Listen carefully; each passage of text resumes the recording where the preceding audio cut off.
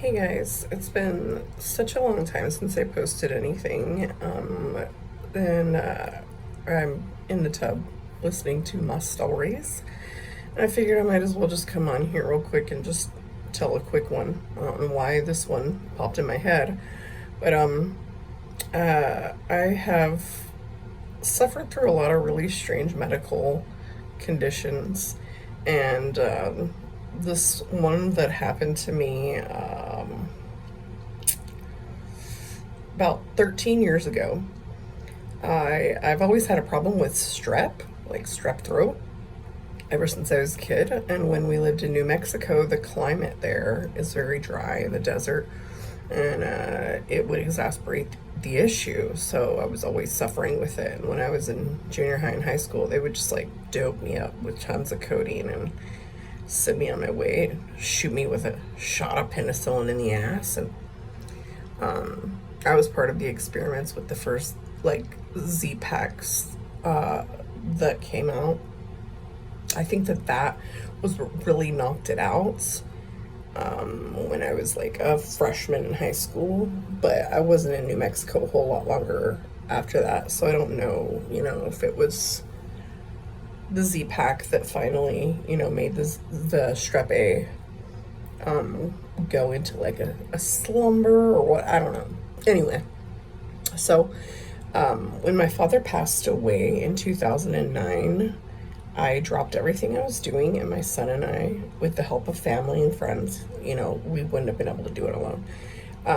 We headed back to New Mexico to be closer to, happier memories and, to feel closer to my dad again.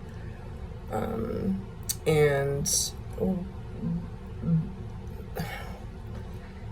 we were doing good, and then all of a sudden, I got strep throat because of the desert exacerbating, whatever it is that flares up as strep A. I was having a really bad bout with strep, so they did the same thing they'd always done, and they gave me some, amoxicillin and, like, NSAIDs, maybe like ibuprofen 800 or something like that. I can't remember what else they had given me. But, it was just like 2 or 3 medications. And after a couple days, I started noticing that I was getting hives. And so I just stopped taking all the medicine. And I worked at night. And when I, took my little boy to school in the morning, I had a whole routine where I would go and jog and do my morning exercise, and then I would sleep and then pick him up from school and then get ready for work, etc.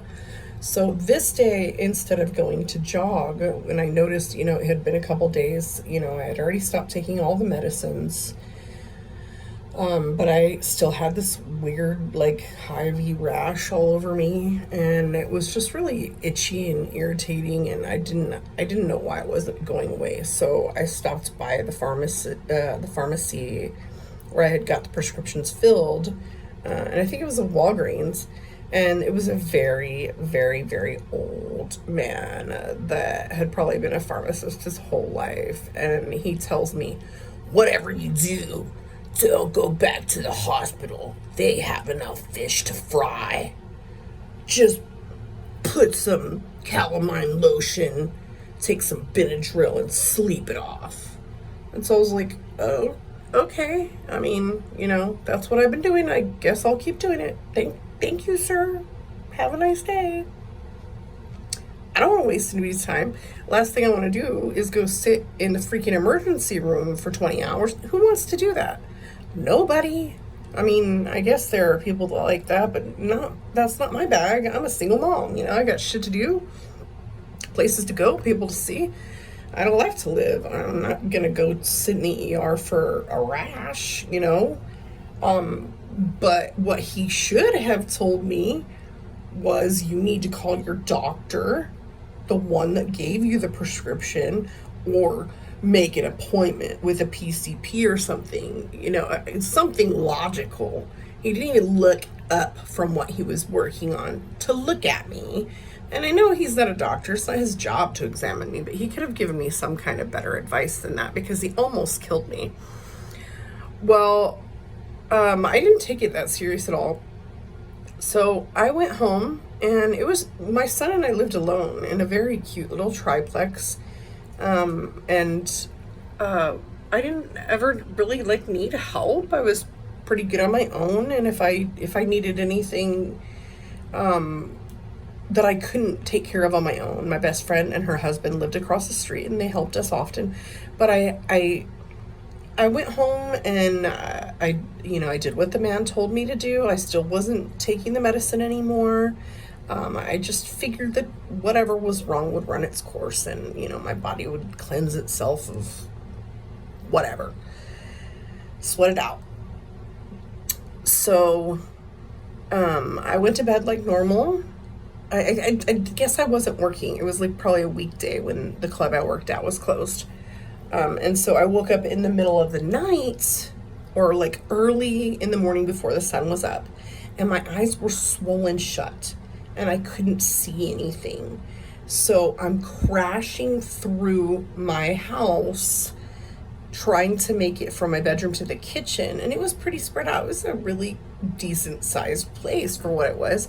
And I was trying to get to my medicine cabinet to take some more Benadryl, because I was like, obviously there's some more swelling going on. This rash is getting worse. I noticed that, it seemed to be spreading from what I could see. Like I said, I couldn't really see anything, and it was dark. I wasn't even trying to reach for the light switch. I was just in panic mode, and I don't really remember what I was feeling at this time, but I know that I was in pain as well. I was just really disoriented. So I was getting, the Benadryl and, some Tylenol, maybe, whatever. I know I spilled something somewhere, pills, whatever. And, oh, you know what? No, it wasn't it wasn't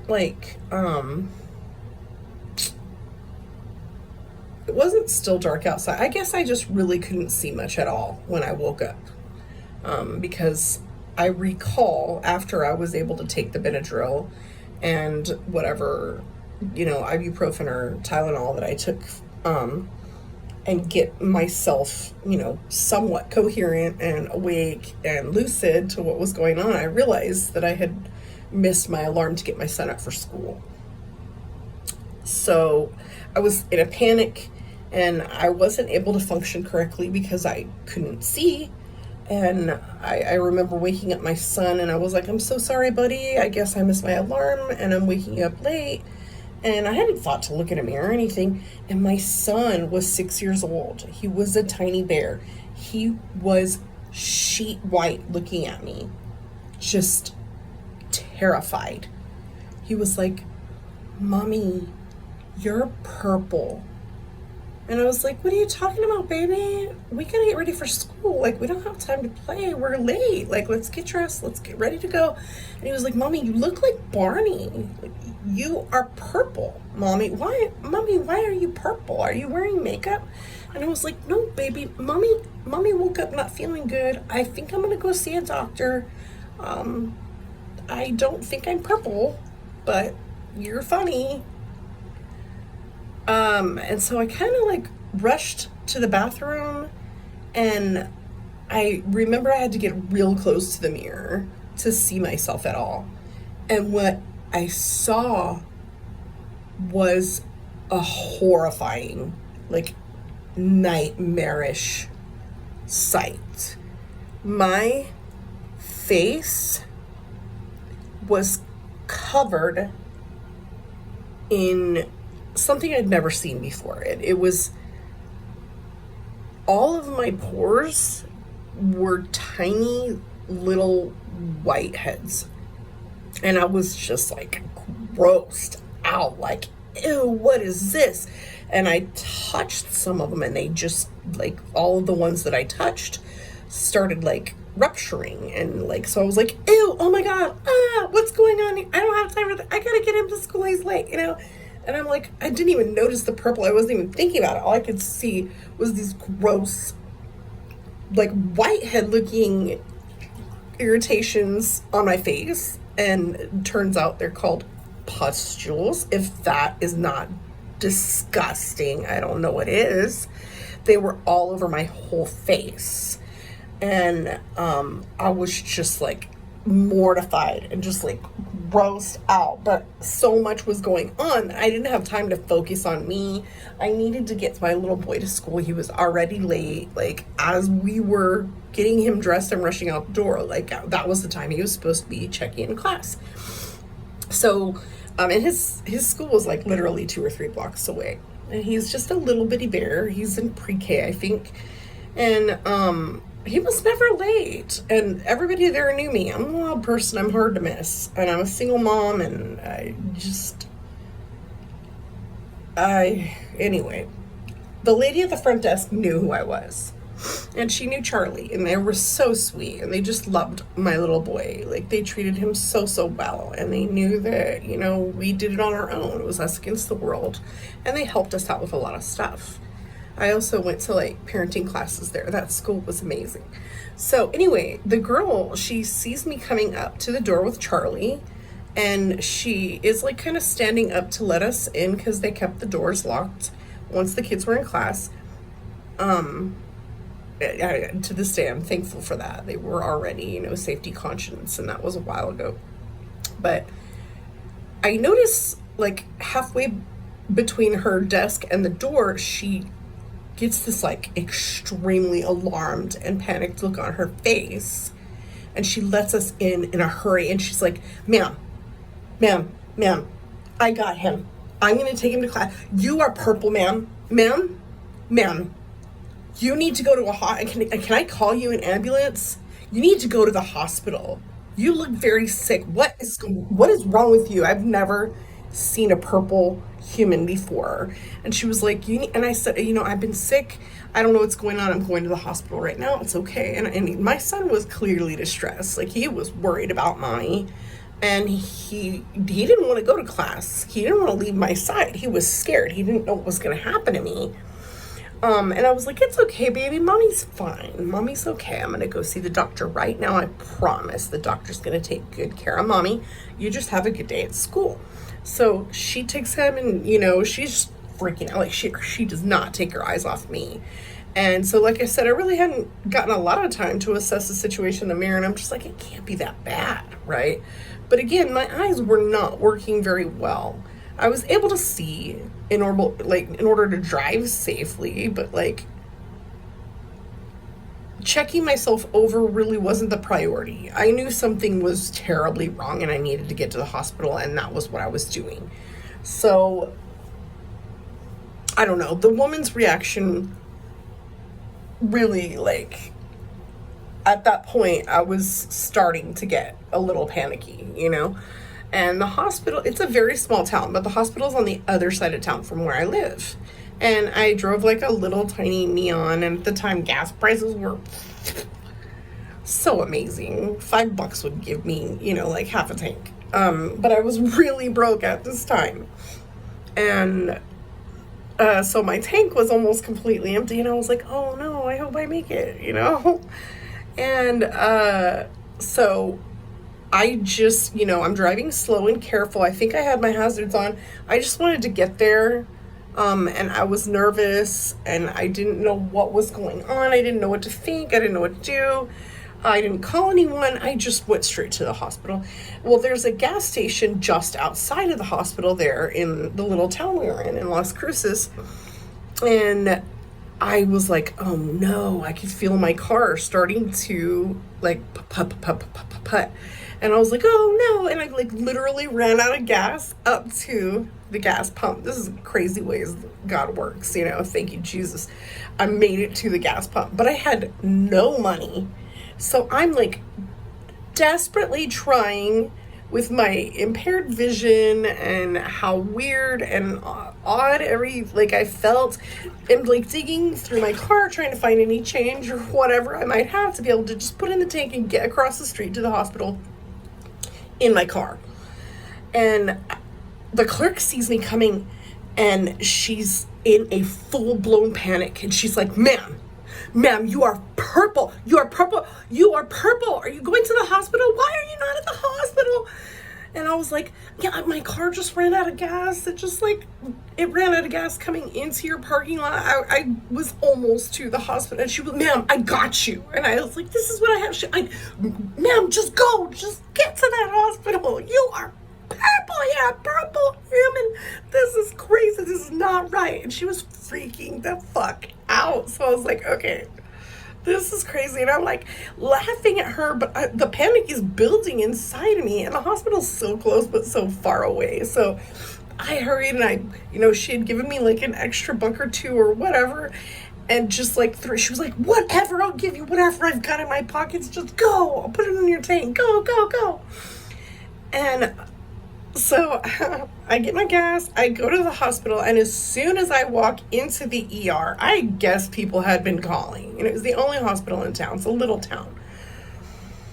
As soon as I walk in, they have a wheelchair and a person, like a nurse, like coming, and like they're calm for, because medical staff, they've seen it all, but at the same time, they were like alarmed, in that only a medical professional kind of like, I'm still trying to hide my panic so that you don't panic, but I'm panicking because I've never seen a human turn purple all over their whole body before. And so like, again, I hadn't had a chance to look at my feet or hands and arms. I don't even know what I was wearing. I was still in my pajamas, which was never really a whole lot, probably not anything crazy revealing, but I'm sure that, people could see more of me than I had looked at myself, obviously. And so this person meets me with the wheelchair, gets me, and we got you ready. And I was like, I know something is wrong up in here if the emergency room is taking me straight back. So then I'm in a full-blown panic. And as soon as they get me into a room, there is a swarm of doctors and nurses all around me working on me. And they are not even addressing me. They are talking like they talk on the shows where somebody's coding and shit. And they're like, ma'am, we don't know what's going on with you. None of us here, none of us on staff, none of the other resident doctors, like the veteran doctors, no one has ever heard of someone turning purple before, but it seems to us like you're having some kind of allergic reaction. And I was able to give them, a brief rundown of the amoxicillin and codeine was what they had given me for pain. And I told them that I had stopped taking it several days earlier in the week. And that, the pharmacist told me not to go to the hospital. And so I, should have gone to the hospital the night before, but it seemed okay. It was just a rash that was spreading, even though I had stopped taking the medicine. So when the pharmacist told me just go home and sleep it off, I listened to him. And they were like, well, you waited too long. Rigor mortis is already setting in on your limbs. Your body is literally dying from the inside out. We can't believe that you're even walking around right now. We don't know what's going to happen from here, but we're going to give you some epinephrine. And what that does is it combats whatever kind of allergic reaction you're having. And we're going to get you some fluids. And we're going to start looking at some medical books because something is going on with you that none of us have ever seen before. Now, it took a team of I want to say 30 different doctors and the students from the med school in, I believe, Albuquerque or El Paso. They had doctors and students coming in from all over the state of New Mexico to examine me and observe the treatment and to listen to my doctor. And I remember my doctor was on it. He was just exhausted. And the third or fourth day, they're, just going in and out. And I mean, this story is very, very, very detailed with a lot of different things. I remember a lot of different symptoms I was living with. I could not stand a touch of anything against my skin.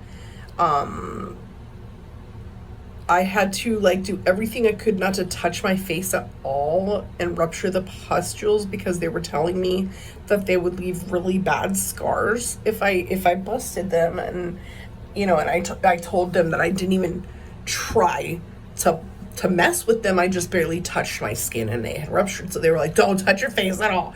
Don't look in the mirror. And I remember anytime I would walk on the floor, it felt like there was broken glass. And I kept telling the nurse, there's broken glass in here. Every time I step down on the floor, I'm stepping on broken glass. I think there's broken glass at my feet. And she was just like, yeah, whatever. She was really I guess she was busy and just not impressed with me, or thought I was just one of those people trying to get attention, whatever. I don't know. I had no idea what was happening to me. My hands were swollen like Mickey Mouse glove hands. My hands peeled for almost an entire year. I didn't think my skin anywhere on my body was ever going to be okay again. I didn't think my hands were ever going to be the same. I didn't think my face was ever going to be the same. And when they did strip me down, my whole body was purple and blue and black, just like a dead, decomposing body. Like I said, when I got there, they told me that rigor mortis was already setting in on certain parts of my body, and it was very evident by looking at me. So these doctors were desperate to find out what was wrong with me, and they were just pumping me full of epinephrine because that was all they could do. They didn't know what else to do. And I was just like, okay, I guess I'll just sit here, whatever, I'll be here, experiment. And so, at first, the crowd of, doctors and students that were coming in was kind of small. And it got up to a crowd of 30 people that were coming and going throughout the days and nights. And then my doctor, his name was Dr. Naji. I'll never forget him. He was so dedicated to finding out what was wrong with me. The third or fourth day, he finally comes in. He's so excited. And he was like, I finally found what was wrong with you. And I found it in a medical book from the 50s that they haven't sold or printed since the 60s. So people haven't been using it for instruction or examples, because this is such a rare and uncommon reaction to an allergy. Basically, either amoxicillin or codeine, you had such a severe allergic reaction that your body is dying from the inside out because of it. But don't worry, we're on the right path. We've already been doing what we can to bring you're going to come back. By this time, my skin was coming back to, semi-normal, pink and reds. I was getting colored back in my face. The pus pockets were dissipating, but they were still on my nose. I couldn't look in the mirror at all. Every time I looked in the mirror, I would just cry. My sister wasn't there. I don't know, maybe I was hallucinating or something. But anyway, so my Dr. Naji was so excited when he found it, and he was like, it's the super rare form of an allergic reaction. He was like, I'm pretty sure it was the amoxicillin that did you in. But if you ever come in contact with this shit again, it's gonna kill you. You can never, ever take anything that is even remotely related to any kind of amoxicillin or penicillin ever again. You will die. And I was like, cool, note taken, dude. Just do what you gotta do. I'm good, And my church family was very, very good to me, and they came to visit me. My pastor, who was a very private man, came to see me in my hospital room, And I couldn't wear clothes because of the skin, pain, and it was very awkward. And even his wife was like, this is very awkward for him, and it is not normal for him to visit a female in, a hospital room. He's very conservative. And I already knew this. I knew he was a very respectable, very conservative man. And it was probably embarrassing for him, but they were so kind, and they knew I was missing work, so they helped me and my son pay our bills that month. And like, my whole community came together for me and my kid. Like, it was amazing. And my poor little boy was so traumatized. To this day, he is ridiculously traumatized by the whole situation, the memory of it all. For him, in his mind, he's 18, and it still is like it happened yesterday, And my best friend, she ended up picking up my son from school and taking care of him. And my mom, she lived in Austin, and she immediately flew out to New Mexico. And she got my spare key from my best friend, and she came into my apartment. And she told me when I saw her that she walked in and she saw the pills all over the kitchen floor, and that she immediately just like hit the floor, hit her knees on the floor at like the disarray and the pills that she knew I would never leave laying around with my little boy, and she didn't know what was wrong with me or if I was okay or not, because the doctors wouldn't tell her anything.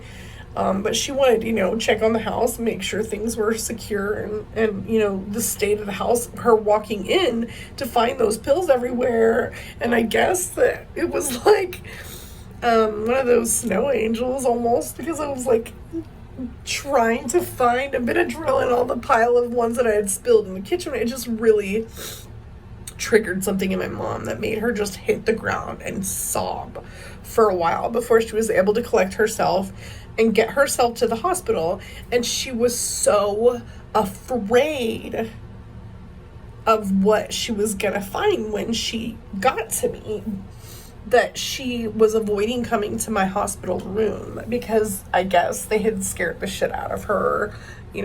I can't imagine as a mother how scared I would be living so far away from one of my precious children, and then finding out they have this crazy medical situation that no one's ever heard of before, and no one knows what's going on. Like, so she was scared. And my mom was not the kind of person to not face her fears head on. She was a woman of very strong faith, and she usually, if one of us was hurt or in danger, she was like right there and like, who do I gotta kick, But she said that she was just so terrified that I was gonna be like dead or dying or in a coma or something. She didn't know what to do with herself, so she killed she had to stop in the hospital like boutique, and she had gotten me a little bouquet of flowers. My mom's gone now, so this is very emotional for me. I'll try to keep myself calm and get to the point. She got me a bouquet of flowers, and she didn't know what to write on the card, and my mom was never speechless. We always have something to say. I'm just so much like her, she always knew exactly what to say to be comforting and to spread that faith that everything's gonna be all right, and that love, and just to fill you with the love and warmth of Christ and of a mom. And she said that she stood there for such a long time crying, not knowing what to write, because she didn't know if I was gonna live or not. She was just so scared that I was gonna die. And I still have this card, and I think it says something like, I'm sorry you're not feeling well. And it was just very short and very uncharacteristic of her. And, she just scribbled it because she didn't know what to say. She was like, I had no idea what to write. I think she said she went through several of those little cards that they give you for the bouquet, and she just kept throwing them away because either there wasn't enough room to write what she was feeling, or she just didn't know how to put it in words because she was just so scared. And she was avoiding coming to my room. And then she got to the point where she was like, I have to get to her room. I have to see her. I have to make sure she's okay. And I never would have known. You know, she told me all this later. When she showed up, you know, she seemed just as strong as always. You know, put on that brave face for me, like my mom always did. I'll never forget, nobody ever gave hugs like my mom. She'd just wrap you up, you know. And you would just feel all of the warmth of her love in that hug. And I was so relieved to see her. And once she hugged me, she did break down. And she was like, I didn't know what I was going to find when I came in here, honey. And I'm so happy you're able to talk to me. And you look okay. Like, it sounded so bad. And I was like, it was worse. I don't have any pictures. I'm pretty sure they took pictures in the hospital. I never saw them. They're probably in Dr. Najee's, like, scrapbook. He played the role of Dr. House that week. He was so proud of himself. I was proud of him too. I was so proud of my doctors, man. They really came through for me. They saved the shit out of me, man. It was crazy. As far as crazy medical stuff, that one was a trip. I was in the hospital for almost a whole week while they were bringing my body back to life from the inside out. And, but yeah, man, when my mom got there, she was scared. She was like, I thought that we were going to be burying you, and no mother should have to bury their child. I was like, but Mom, I'm alive. I'm fine. I'm here. Somebody had brought me the book The Shack, somebody from church, and I was reading that book. Like, I gobbled that book up, and it changed my life. And there was also this amazing, you know, 3-man small-time Christian band that came to visit our church. They traveled through, and their name is The Ineloquent, which is very ironic because their songs are very, very, very eloquent, and the way that they write is very profound and just moving, and her voice is so angelic, and their message is amazing. And it's a husband and wife that sing together, and their best friend, you know, play the guitar, the drums, and, you know, the husband play the guitar. And anyway, they were precious. They were wonderful. A lot of their music was based around the grief that one of the gentlemen in the band, you know, had felt for losing his father. And, you know, it really, really changed my life when I saw them perform at my church, because so many of their songs were so relatable to the grief and pain I was feeling over having lost my father. You know, this was like right after I lost him when I moved out there. And I'm just trucking along, and, you know, regular run-of-the-mill, get hit with the strep, something I had dealt with my whole life, and all of a sudden, same thing they treated me with my whole life, amoxicillin, just regular shit that I should have been used to. My body was finally just like, you know what? I'm done with this amoxicillin shit. You can take it and shove it where the sun don't shine. I don't want to deal with it anymore. My body went on full revolt and turned me into Barney for a week.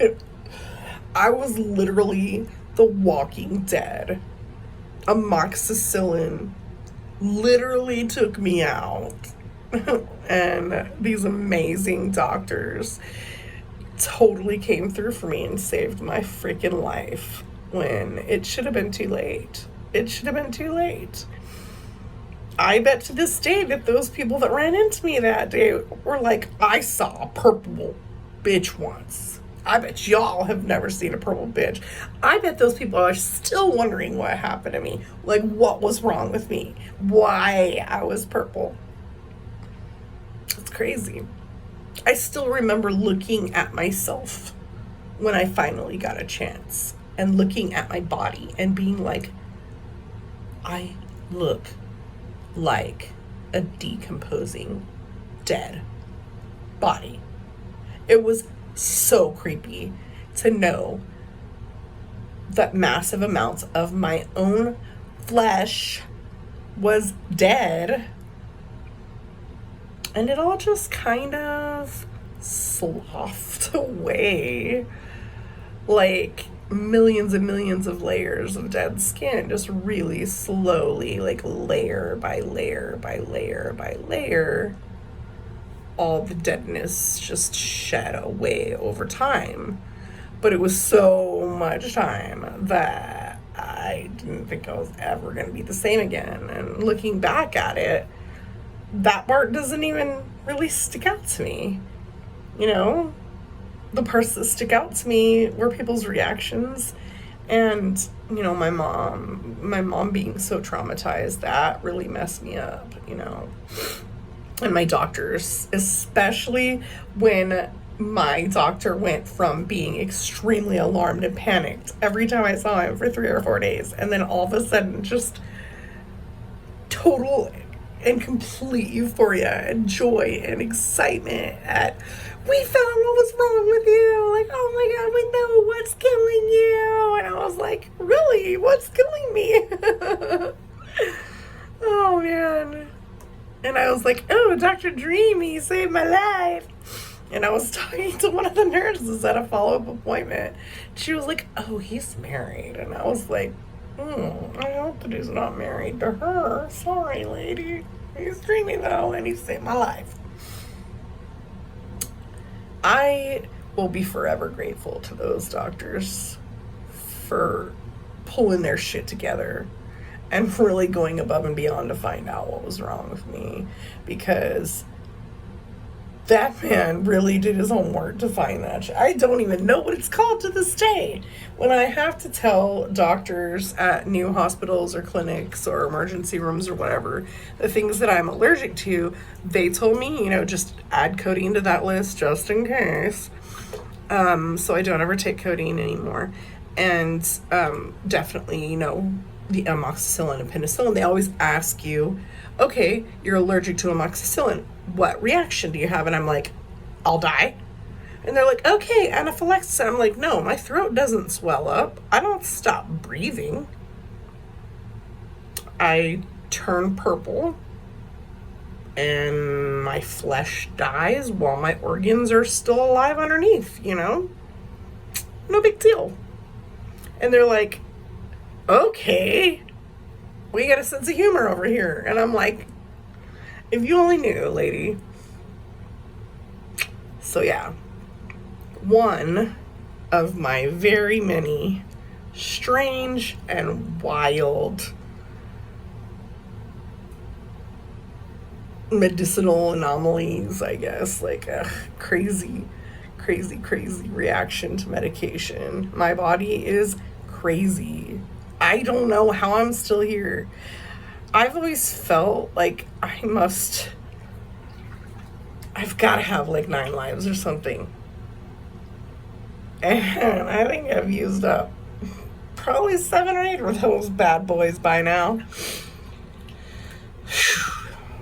But I figured I would just tell that story because it was on my mind. And my poor little boy, I never had any idea how terribly it had traumatized him until very recently. And it really did mess him up seeing me that way. And that really breaks my heart because I was a single mom for many years before I met my ex-husband. And it was just me and my son. And I never knew how much of that time my poor little boy had to spend being worried about his mommy. You know, and that's just not fair for a child. And it breaks my heart that now he's an adult and he feels like, well, I had to look out for you. And I'm like, it was us against the world, buddy bear. Like, we did what we had to do. It was hard. Times were hard. But man, look at us. We got through it, you know? We've faced some shit, man, but we made it through. You're a grown man now. He just graduated from high school. I'm so proud of him. And I was like, you know what? You're going to be so much stronger than so many of your peers. It doesn't matter where you go from here. You can only succeed because of how much failure you saw me go through. And you're going to be like, I've seen this before, or I've seen worse than this before. I can do this. So it's scary and sad to look back at, but it's also a lot of gratitude and the realization of how precious life can be, but also how resilient people can be if they have to be. And nothing was going to take me away from my little boy. And I was completely oblivious. It's always like, when I'm freaking out, it's something small. And when I'm just like, this is nothing, I'll be all right, is when I almost die. But yeah, that was the time I turned into Barney. I had such a bad allergic reaction that I literally died from the inside out.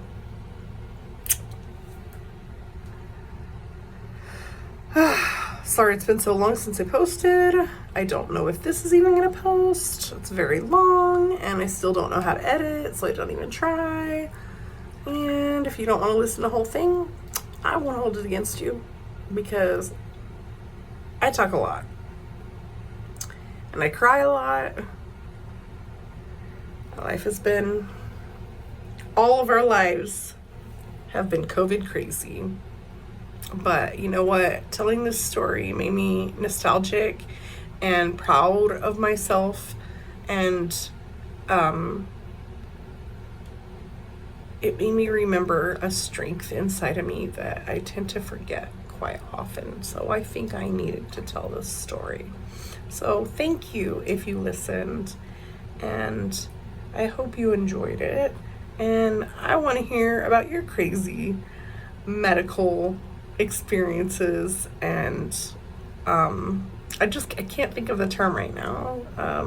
Just anomalies, strange diseases, situations where, you know, your doctors just really came through for you in a crazy situation. Because man, Dr. Naji and his team, they really kicked some serious ass, and I'm so proud of them and grateful for them to this day. And it really makes me just want to reach out to him and be like, remember me, dude? Like, you saved my life, and you made sure that I didn't leave my precious baby boy that needed me, and you made sure that I was able to keep going and keep living my life.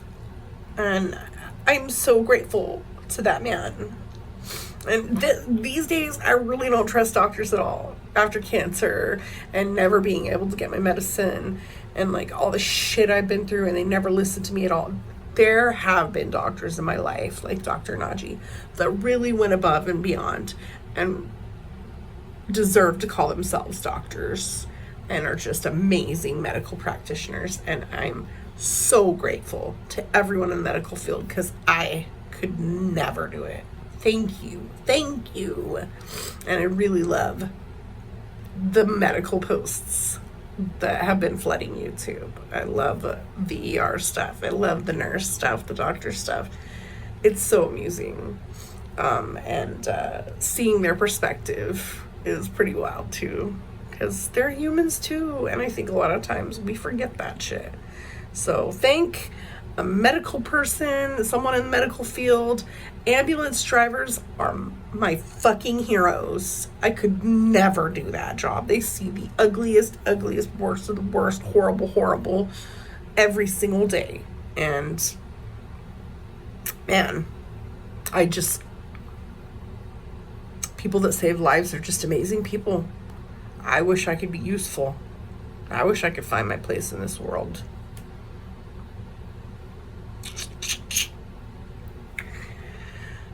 I'd love to do it, but I can't deal with the bodily fluids. Ugh. Anyways, good night, you guys.